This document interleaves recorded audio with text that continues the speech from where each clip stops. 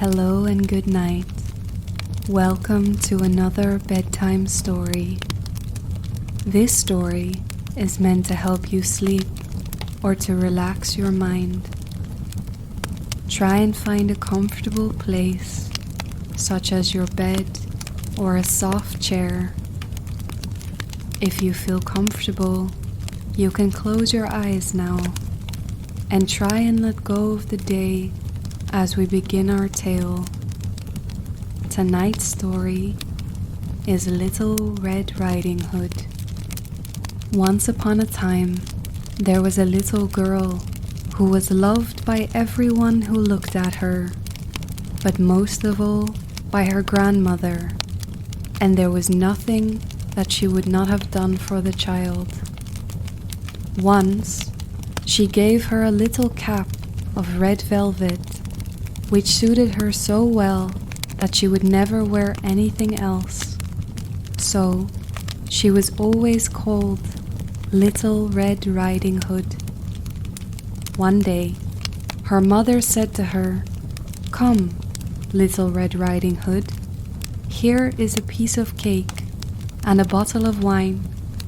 Take them to your grandmother, for she is ill and weak, and they will do her good. Set out before it gets hot, and when you are going, walk nicely and quietly, and do not go off the path, or you may fall and break the bottle, and then your grandmother will get nothing. And when you go into her room, don't forget to say, 'Good morning.' And don't go looking around everywhere in the house, for that is rude." "I will take great care," promised Little Red Riding Hood to her mother. The grandmother lived out in the wood, a far distance from the village, and just as Little Red Riding Hood entered the wood, she met a wolf. Little Red Riding Hood didn't know what a wicked creature he was, and was not at all afraid of him. "Good day, Little Red Riding Hood," he said. "Thank you kindly, Wolf. Where are you off to, Little Red Riding Hood?" "To my grandmother's." "What have you got in your apron?" "Cake and wine. Yesterday was baking day, so poor sick grandmother is to have something good to make her stronger." "Where does your grandmother live, Little Red Riding Hood?" "A far distance into the wood. Her house stands under the 3 large oak trees, and the nut trees are just below." "You surely must know," replied Little Red Riding Hood. The wolf thought to himself, "What a tender young creature! What a nice plump mouthful! She will be better to eat than the old woman. I must act craftily so I can catch them both." So he walked for a short time by the side of Little Red Riding Hood, and then he said, "Do you see how pretty the flowers are over there? Why don't you have a look around? I also don't think you hear how sweetly the little birds are singing. You walk gravely along as if you were going to school, while everything else out here in the wood is so merrily." Little Red Riding Hood raised her eyes, and when she saw the sunbeams dancing here and there through the trees, and pretty flowers growing everywhere, she thought, "I should take some pretty flowers to grandmother. That would make her happy. It is so early in the day that I will get there in good time." And so she ran from the path into the wood to look for flowers. And whenever she had picked one, she thought that she saw a prettier one still further on, and ran after it. And so she got deeper and deeper into the wood. Meanwhile, the wolf ran straight to the grandmother's house and knocked at the door. "Who is there?" "Little Red Riding Hood," replied the wolf, "I am bringing cake and wine. Open the door." "Lift the latch," called out the grandmother. "I am too weak and cannot get up." The wolf lifted the latch, and the door sprang open. And without saying a word, he went straight to the grandmother's bed and devoured her. Then he put on her clothes, dressed himself in her cap, laid himself in bed, and drew the curtains. Little Red Riding Hood, however, had been running around picking flowers, and when she had gathered so many that she could carry no more, she remembered her grandmother and set out on the way to her.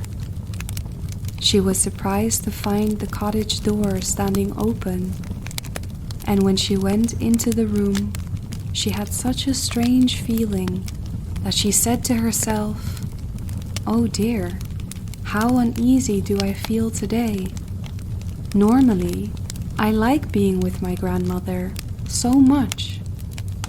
Then she called out, "Good morning," but received no answer. So she went to the bed and drew back the curtains. There lay her grandmother, with her cap pulled far over her face and looking very strange.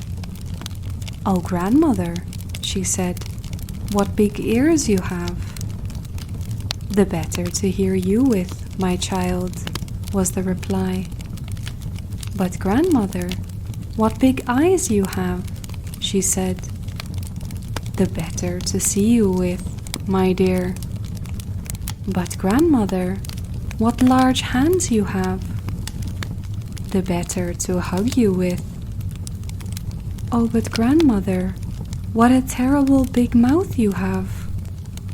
"The better to eat you with." And as soon as the wolf had said this, he jumped out of bed and swallowed up Little Red Riding Hood. When the wolf had appeased his appetite, he lay down again in the bed, fell asleep, and began to snore very loudly. The huntsman was just passing the house when he thought to himself how loud the old woman was snoring. "I must see if she needs anything," he thought. So he went into the room, and when he came to the bed, he saw that the wolf was lying in it. "At last I have found you, evil wolf," he said. "I have been looking for you for a long time." Then, just as he was going to fire his rifle at the wolf, it occurred to him that the wolf might have devoured the grandmother and that she might still be saved, so he didn't fire. Instead, he took a pair of scissors and began to cut open the stomach of the sleeping wolf.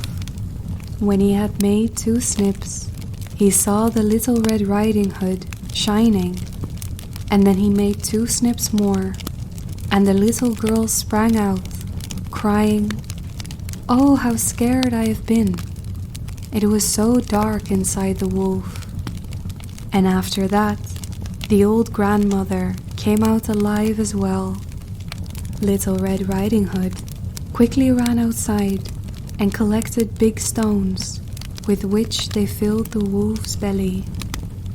And when he woke up and saw the huntsman still pointing his rifle at him, he wanted to run away, but the stones were so heavy that he collapsed and fell dead to the floor. The 3 of them were delighted at this. The huntsman took the wolf's pelt and went home with it. The grandmother ate the cake and drank the wine, which Little Red Riding Hood had brought with her, and started feeling better.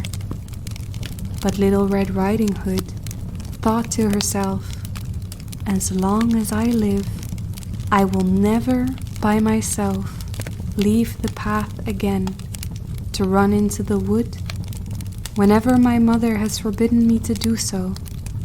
And Little Red Riding Hood went joyously home that evening, and no one ever did anything to harm her again. The end. Thank you for listening to this bedtime story. I hope you enjoyed the tale tonight. If you did, please like the video and subscribe to the channel for more audiobooks and tales to come. Until next time.